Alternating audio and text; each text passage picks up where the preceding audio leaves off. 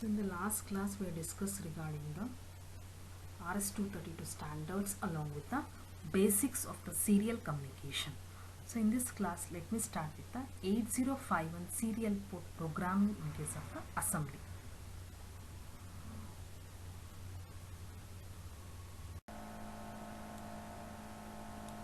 So the first topic is the 8051 serial port programming in the assembly language. So serial communication registers which are available in case of the 8051 are SBUF along with the SCON. So these registers are programmed in order to transfer and receive the data serially. To allow the data transfer between the PC along with the 8051 system without any error means the baud rate of the 8051 system must match the baud rate of the PC SCON port. Baud rate in case of the 8051. The 8051 transfers and receives the data serially with different baud rates. The standard crystal frequency of 11.059 MHz, so it is used to generate the baud rate. The 8051, it will divide this crystal frequency by 12 to get the one machine cycle frequency. The 8051 serial communication UART circuitry divide the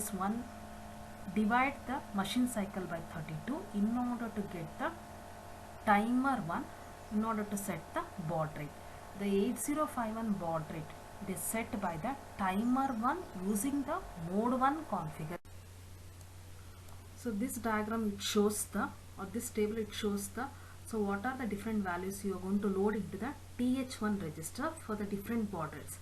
Either you can load the decimal value or you can load the hexadecimal value in the TH1 register in order to set the different baud rates. So next one is the SBUF register. SBUF stands for the serial buffer register. So this is an 8-bit register which is used for the serial communication.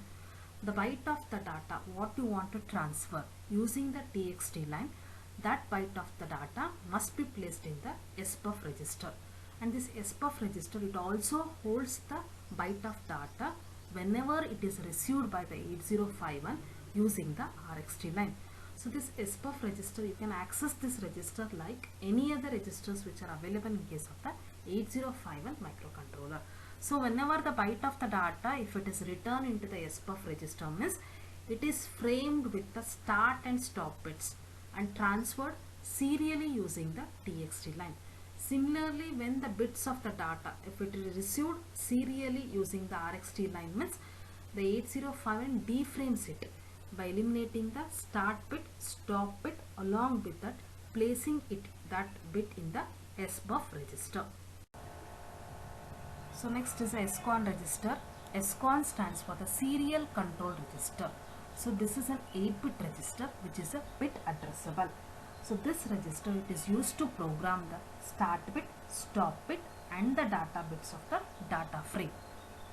So among this, the first two bits, first two MSB bit SM0 and SM1, so these two bits you are going to call it as a serial port mode specifier, which is used to specify whether the serial port it is operating under the mode 0 configuration, mode 1 configuration, mode 2 configuration or mode 3 configuration.